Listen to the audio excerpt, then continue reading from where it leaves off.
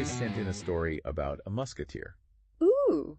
But he's got a twist. Okay. He's an artist. Interesting. Yeah, it's called dARTgalán. Okay. And it's set in 17th century Paris. I like it already. But How? it's not the Paris that we learned about in history class. What's different about it? Well, in this Paris, Cardinal Richelieu, Okay. the one who advises the king, Yeah. he's decided that art is a threat Oh, wow. to his authority. Interesting. So he's clamping down on all creative expression. Oh, so any kind of art, music, writing. It's all gone. Wow, that's intense. And that's where our hero, dARTgalán, comes in. All right. I like the name. Yeah, he's not your typical musketeer, though. Oh. Well, yeah, he's a swordsman. Okay. But his real weapon of choice is his paintbrush. Oh, cool. So he He uses his art Okay. to fight injustice. I like it. Yeah. It's like his very first encounter Okay. with this villain named Valmont. Uh-huh. He doesn't just win a duel with him. Oh, so they duel. Yeah. But then he also, He uses art, too. he humiliates him through his art. So he's like a double threat. Exactly. Interesting. So he's like a one-man resistance. Okay. But he's not alone for long. Oh, there's more. He's got his crew. Okay. They're called the Pintors Mosqueteros. What does that mean? I think it's something like the Musketeer Painters. That makes sense. There's Claire. Where? She's a sculptor. Nice. And then there's Lucien. Okay. He's a playwright. Ooh. I wonder what kind of plays. They're very satirical. Oh, I see. They poke fun at the powerful people. That's gotta be dangerous. Yes. Especially with Richelieu around. Right, they're risking their lives. So how do they actually, use their art to fight back? Well, they make art Okay. that challenges Richelieu's control. Okay. Because remember, he's trying to control information, Right. but they are putting out a different message. Oh, so like a counter narrative. Exactly. Through their art. Yeah, for example, Oh. dARTgalán, he creates this mural, Okay. and it shows, all the struggles of the regular Parisians. Oh, wow. And then right next to it, he shows how lavishly... Rich people are living. Yeah, and it makes people start to think. Right, wait a minute. This isn't right. Something's wrong here. Yeah, so their art is starting to, wake people up. Exactly. I wonder how Richelieu feels about that. Well, he's not happy. I bet. He sends this guy called the Master of Shadows after them. Oh, that sounds scary. Yeah, he's supposed to silence them. Okay. What's interesting about him, though, is that What? he actually believes that art is dangerous. Actually believes it? Yeah, he thinks it can cause chaos. Oh, wow. So in his mind, he's actually the good guy. Trying to save everyone from art. Exactly. But he's afraid of free thinking? Pretty much. Interesting. So things really come to a head Okay. at the Pintors Mosqueteros workshop. Oh, so they have a shared studio? Yeah. And the Master of Shadows and his guys, They attack. they attack the workshop, Oh, no. trying to crush the artists. What happens? But then something amazing happens. What? All the people of Paris, Okay. who've been inspired by the art, Yeah. they come out to defend the artists. Wow, so the art really worked. It did? What happens to the Master of Shadows? Well, that's kind of left open-ended. Oh, so it doesn't specifically say. Kind of like revolutions in real life. Yeah, they're never really over. Right. Hmm. Makes you think about art in our world. Yeah, what kind of art? What moves you Yeah. or inspires you. Or makes you question things. Yeah, what art makes you want to change the world? That's a good question. Because this story shows us that art, Yeah. it can be more than just something pretty to look at. Right. It can be powerful. It can be a force for change. That's what dARTgalán is all about. It really makes you think. It does. All right. Thanks for tuning in to this deep dive, everybody. Thanks for having me. We'll see you next time. So today we're Bye. diving deep into Superdavitm, and specifically how his love for James Bond sparked his own creation. No. Doble Cero, his own espionage character. It's amazing how the stuff we see early on really shapes us as creators. Absolutely. Yeah, for this deep dive, we're going to be checking out a bunch of his stuff. YouTube videos, iVox audios, and even some snippets from his novels. Doble Cero a la izquierda, Bond, Conspiración y Sin, and La Gente. Doble Cero a la izquierda. Looking forward to it. So right off the bat, it's super clear that Superdavitm is a huge film buff. Seriously, the guy loves movies. And it all goes back to his childhood. Oh, interesting. Yeah. He talks about how his grandfather, a cinema usher, and his mom, who was a total film enthusiast, they basically surrounded him with movies from a young age. Wow, what an upbringing. I mean, talk about a foundation for a love of film. Right. It makes you wonder if they ever pictured him creating his own stories, did they realize they were nurturing this passion that would eventually lead him to become a storyteller himself? I mean, probably not, right? But it just goes to show how powerful those early influences can be. Totally. You don't just absorb the stories, you absorb the whole experience. The atmosphere, the emotions, sharing it with people. Exactly. And for Superdavitm, a huge part of that was James Bond. He's incredibly open about how those films, especially the ones he saw growing up, shaped his idea of what great cinema is. He's upfront that his Bond rankings are totally subjective, based on his own experiences watching them, often with friends, in these local rerun theaters in Spain called Cine de Barrio. That's so cool. That personal touch really adds another dimension to his perspective. It's not just about critical acclaim, it's about that connection to the films. For sure. So for anyone not familiar with Spanish cinema culture, these Cine de Barrio were more like community hubs than fancy theaters. They'd show older films, and the atmosphere was always super lively. Gotcha. So it was more about the shared experience than seeing the latest blockbuster. Precisely. It really drives home the point that access to art isn't always about those big flashy premieres. Sometimes it's those more intimate, shared moments that have the biggest impact. I couldn't agree more. Now get this. Superdavitm doesn't hold back when it comes to his love for Bond. He flat out says that Bond films are the peak of cinema, even better than the Marvel Cinematic Universe. Bold statement. Where do you stand on that? Honestly, I can see where he's coming from. I mean, the Bond films have got it all. Exotic locations, the thrill of the chase, those suspenseful moments. There's a little something for everyone. Right. And that formula, even if it seems simple, it really taps into something universal. That desire for adventure, the good guy winning in the end, a little touch of glamour. It's escapism at its best. Definitely. So how does this lifelong Bond love translate into Superdavitm's own creative work? Well, his novel Doble Cero a la izquierda introduces us to David, which, funnily enough, is actually Superdavitm's real name. Wait, really? Yeah. And guess what? Just like a classic Bond setup, David gets pulled back into the world of espionage. Classic. I love it. So we've got the author inserting himself into the story. That's interesting. Right. But there's more. It gets even more meta. Superdavitm sees his character, Doble Cero, which means 00, as more than just a character in a novel. He's actually hinted that Doble Cero might pop up in other stories, maybe even become a recurring character in this big, interconnected fictional universe he's working on. Whoa! So it's like he's building his own little multiverse, just like Marvel or Star Wars. That's ambitious. Exactly. He even describes the novel as a preamble to this grander narrative, hinting that Doble Cero's journey is just getting started. And it all ties back to his love for Bond. I mean, can you imagine the possibilities? This is getting good. Let's take a closer look at those Bond influences in part 2 of our deep dive. You got it. We'll be right back after the break. Stay tuned. All right, welcome back to our deep dive. We're digging into Superdavitm, his love for James Bond, and how it all led to his own spy character, Doble Cero. Last time, we talked about how Superdavitm's childhood was basically a film lover's dream, thanks to his mom and grandfather, and of course how that led to his deep appreciation for Bond, James Bond. Yeah, absolutely. So let's get down to it. How do we actually see those Bond influences play out in Doble Cero's world? I mean, on the surface, they both have that spy action thing going on, but is Doble Cero just a Bond copycat? That's the big question, right? Like, how much is inspiration and how much is unique? Well, Superdavitm makes it clear he's a huge Bond fan, but he also wanted to create a character who, stands on his own. Makes sense. So where do we see that? Well, for starters, Doble Cero's adventures also take us all over Europe, just like Bond. He's in Madrid, Berlin, Geneva, even goes to Scotland, just like 007. Oh, nice. Following in those iconic footsteps. Totally. And the action's definitely there. Car chases, explosions, sneaking into top secret places. Yes. All that classic spy stuff. Classic. So what makes Doble Cero different? It's all about his personality. Superdavitm describes him as more grounded, less flashy than Bond. It's like Bond seems to love the thrill of it all, while Doble Cero is more weighed down by it, I guess. Interesting contrast. It's like a different side of the spy coin. Totally. Bond's always so charismatic, always in control. Doble Cero, though, he's wrestling with the consequences of his actions, the tough moral choices. There's a darkness to him we just don't see in Bond. Yeah, I see what you mean. It's a darker, grittier take on the whole spy thing. Right. Remember those scenes where Doble Cero is going deep undercover, exposing conspiracies? It's not just about stopping some evil villain. It's about confronting the really dark side of power.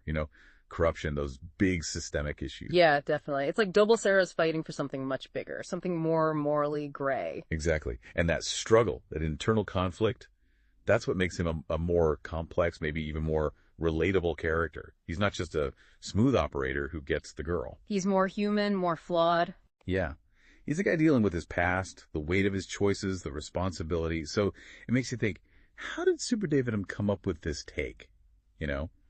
Was he purposely trying to flip the Bond formula? Or is it more like reflecting his own view of the world? That's a really interesting question. Maybe it's a bit of both. I mean, he obviously wants Doble Cero to be his own character, but it also could be his way of commenting on how espionage really works, you know? The tough choices, the moral gray areas. Absolutely. You know what else is cool? Superdavitm isn't afraid to bring in gadgets and tech into Doble Cero's world. Concealed weapons, communication devices, hacking tools. It's like a modern TQ branch. Right.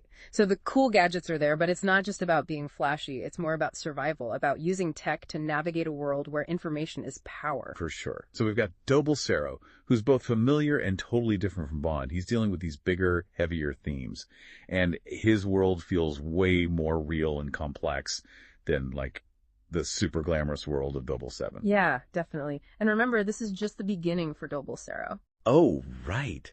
Superdavitm has those grand plans for his whole multiverse. I mean, just imagine the possibilities. Exactly. I'm dying to find out what happens when Doble Cero is thrown into this massive interdimensional conflict. It's going to be wild. Okay, so get ready, because in part 3, things are going to get cosmic. We'll be back after a quick break. Can't wait. And we're back. We've been talking about Superdavitm, his love for James Bond, and how it all comes together in his own character, Doble Cero. Yeah, it's been a wild ride, from those classic Bond influences to Doble Cero's more, grounded and gritty adventures. Totally. But now it's time to crank things up a notch, because Superdavitm isn't stopping at earthbound espionage.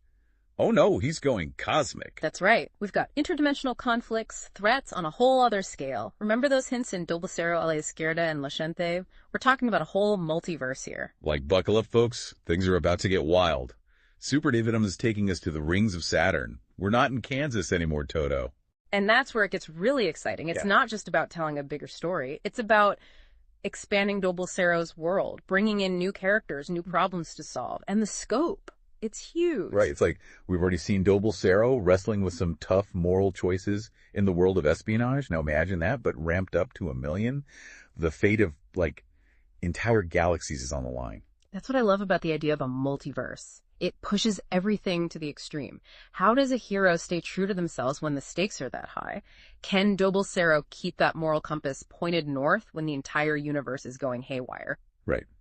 And how will his style, that whole grounded, most world-weary approach to espionage, how will that hold up against these cosmic-level threats? Will he have to change, become more like Bond, more ruthless, more decisive? Maybe. Or maybe he finds a way to stay true to himself even when the universe is throwing everything it's got at him. It's like, how does a hero adapt when the rules of the game totally change? Exactly. And those Bond influences, how will they play out in this crazy new context? I mean, will we see Doble Cero rocking some futuristic gadgets, teaming up with aliens, maybe even hopping through time and space? Who knows? The possibilities are endless, and that's what's so exciting about what Superdavitm is building. He's taking those classic spy elements, the action, the mystery, the larger-than-life characters, and blending them with this huge, universe-spanning story. It's like if you're into spy thrillers, science fiction, or just stories that blow your mind, Superdavitm is your guy. Start with Doble Cero a la Izquierda for a deep dive, this time into Secret Force. We've got this collection of documents about this fictional elite unit, and honestly, it's wild. It's like reading, I don't know, like a Tom Clancy novel got mixed up with, like, actual military files. It is really striking how much you can learn from fictional scenarios like this, though. If we break down how Secret Force operates, we can get a much better grasp of how messy modern warfare can be. Yeah, for sure. Okay, so let's get into it. The documents lay out a bunch of missions, starting with this crazy rescue operation in Ukraine. Right off the bat, we meet this team. You've got Delta Force, SAS, even a Spetsnaz operative. And get this, a Mossad operative. Talk about mixed bag of skills. You hit the nail on the head. It's like modern conflicts, they're not isolated anymore. This just goes to show how crucial it is to have countries working together, even when it comes to these super secretive missions, right? Exactly. So their first mission, right, extract some captured American soldiers from a bunker controlled by the Russians and the documents.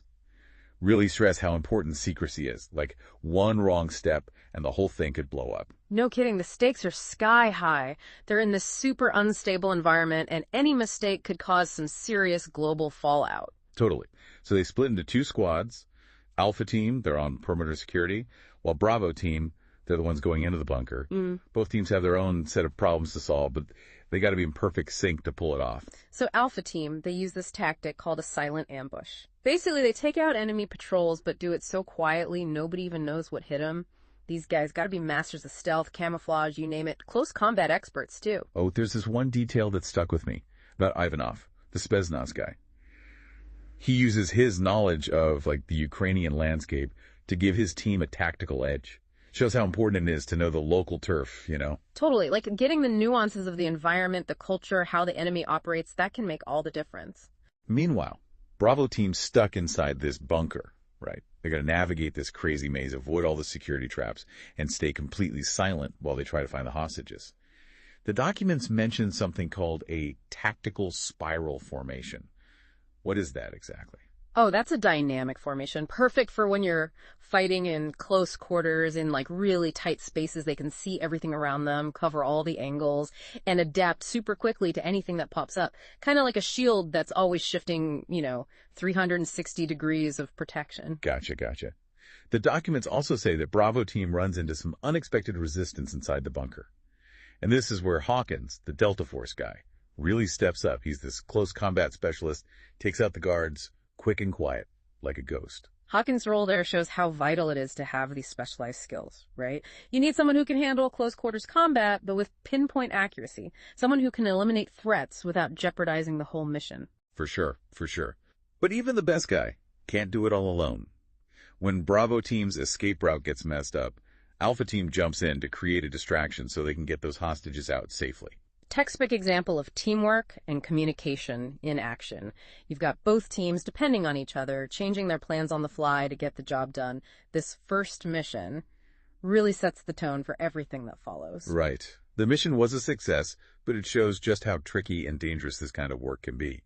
Teamwork and clear communication. Absolutely crucial. And as the documents go on to show, this first mission, it's just the beginning. Secret Force is about to face bigger problems, higher stakes, and you can sense this larger conflict brewing just over the horizon. You get this feeling like there's more to it than just some random rescue missions. It's like they're uncovering these pieces of a puzzle, pointing towards a much bigger threat, something they can't quite grasp yet. We left things with Secret Force kind of staring down the barrel of this huge conflict, right? All those Russian communications they intercepted, things get way more serious as we dig deeper into the documents. So, it's not just boots on the ground stuff anymore. What are we talking about here exactly? The documents, they spell out this really elaborate Russian plan. It's not just a military thing. It's cyber warfare, disinformation, even messing with the global economy. They're not just trying to win battles. They want to destabilize whole regions. Well, that's a whole different ballgame. It's like they're playing chess, 4 moves ahead, while Secret Force is still trying to learn the rules. Mm-hmm. How can they even begin to fight back against something that complicated? They realize they got to switch things up big time. They move away from just focusing on each mission as it comes. Instead, they start thinking more strategically, trying to, see the whole board and figure out the enemy's next move. I bet that's where having this, super diverse team really comes in handy. They need all those different viewpoints and skills to even understand, let alone counter, a threat like this. Exactly. You need analysts who know Russian military strategy inside and out. Cyber experts who can track all those digital breadcrumbs and operatives on the ground gathering intel. It becomes this massive global effort using a whole network of resources and its people. So it's not just about, guns blazing anymore. It's about intel, strategy, and basically outsmarting the enemy on a worldwide scale. The documents, they paint this picture of these late night briefings, maps, and intel reports everywhere, trying to decipher what the enemy is thinking and what they'll do next. This shift in focus, it really shows how much warfare has changed. Right? It's not just about brute force. It's about information, tech, and, like, outthinking your opponent. Yeah, and one thing I find fascinating is how the team itself changes under this pressure. They got to face their own biases, question everything they think they know, and lean on each other's strengths to navigate this whole new world, you know? They're not just soldiers anymore. They're analysts, strategists, even like diplomats in a way. Got to wear a lot of hats to stay one step ahead. And the documents, they even touch on the ethical dilemmas that come with all of this. They're operating in this gray area where right and wrong, it's not always so clear. Every decision they make has consequences, some they intended, some they didn't. That brings up some tough questions. It's not just about completing the mission. It's about, like, the ripple effect of their actions and whether the methods they use are even justified. And that's what makes this fictional story so thought-provoking, right? It forces you to think about modern warfare, the tough choices you got to make, how there are rarely easy answers in this kind of work. So they're up against this multi-pronged threat. They're changing how they think about the fight. But what do they actually do to counter the Russian plan? Well, based on the documents, they launch this counteroffensive that's just as complex as the threat itself. Targeting infrastructure, disrupting communications, they even start using disinformation to create chaos among the enemy. Hold up, disinformation. Even for a fictional elite unit, that seems, I don't know, ethically questionable. It definitely raises questions about, like, is it ever okay to use tactics like that, even against someone you consider an enemy? It shows how in this world, truth and lies can be blurred on purpose and the consequences can be massive. It's interesting how these documents really get into that gray area, making you think about the moral dilemmas at the heart of this conflict. It's not just about winning, right? It's about how you win and what lines you're willing to cross to get there. Those are the kinds of questions Secret Force makes you think about, and they're important questions. Okay, so how well do these countermeasures work? Do they manage to throw a wrench in the Russian plan at all? The documents suggest they have some success, but it's not a clean win. Like, they buy some time, delay things a bit, but they can't completely shut it down. So a stalemate, then? Or is there another twist coming? Because I have a feeling this isn't over yet. You got that right. The documents reveal one last mission, and it's incredibly daring. Secret Force has to get inside this super secure facility deep in Russian territory, a facility that basically holds the key to the entire enemy counteroffensive. Okay, this is it, the end game. What's the target? What are they going after? The target is this advanced AI system, codenamed Cerberus. It's like the brains of the whole Russian operation, controlling their military, their cyber stuff, even those disinformation campaigns we talked about. So they're going up against an AI. That's a whole other level of crazy. How do you even plan to fight something like that? If they can take out Cerberus, they can basically cripple the entire enemy plan. But the mission, it's insane, almost suicidal. The facility's like a fortress, layers of security, high-tech surveillance, tons of guards. It's a suicide mission, but they're the only ones who have a shot. Last time, we left Secret Force about to take on this crazy mission to neutralize Cerberus, the AI running the whole Russian counteroffensive. And yeah, this is where the documents get seriously intense, like edge-of-your-seat stuff. You know what gets me? Just how bold this plan is. Breaking into a fortress deep inside enemy territory to take down a super advanced AI system, it takes guts and a whole lot of commitment. So how do they even approach something like this? The documents mention stealth, being super precise, and obviously Cohen with his hacking skills. The whole infiltration, it's like a textbook example of covert ops. Cohen shuts down those surveillance systems, creating these like blind spots for the team to use. Hawkins, he takes out the guards, clean and quiet, no trace. And Weiss, the sniper, she's got their backs, taking out threats from a distance. It's this perfectly coordinated dance of skill, you know? I can practically feel the tension building as they move through the facility. Like, they're in the lion's den now, one wrong step and it's over. Oh yeah, the documents, they describe it in detail, emphasizing how crucial timing is, how they gotta be in sync. Las escenas de acción están narradas con un estilo visual muy cinematográfico, desde persecuciones caóticas por calles estrechas hasta enfrentamientos en lujosos hoteles. Cada momento está lleno de detalles que hacen que el lector sienta que está viendo una película de acción, pero con el agregado de un humor inigualable. Temas clave de la novela, aunque Doble Cero a la izquierda, es, ante todo, una comedia de acción, también aborda algunos temas de fondo que le añaden una capa de profundidad. La confianza en uno mismo. A lo largo de la novela, el protagonista pasa de ser un don nadie sin autoestima a encontrar su propio valor en las situaciones más improbables. El poder de la improvisación. En un mundo donde la planificación lo es todo, la historia demuestra que a veces el éxito radica en la capacidad de improvisar sobre la marcha. Las apariencias engañan.